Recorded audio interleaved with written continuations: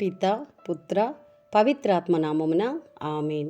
ఈరోజు డిసెంబరు 9వ తారీఖు. లూకా సువార్త 1వ అధ్యాయము 26వ వచనము నుండి 38వ వచనం వరకు.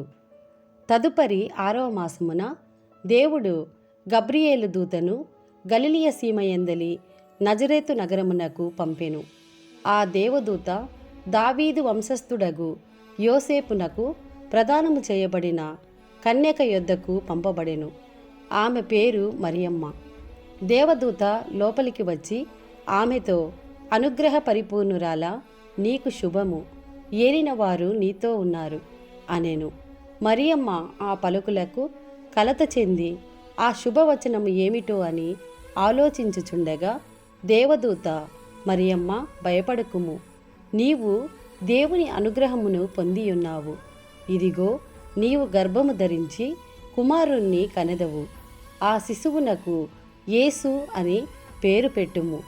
ఆయన మహనీయుడై మహోన్నతుని కుమారుడని పిలువబడును. ప్రభువగు దేవుడు తండ్రి అయిన దావీదు సింహాసనమును ఆయనకు ఇచ్చును.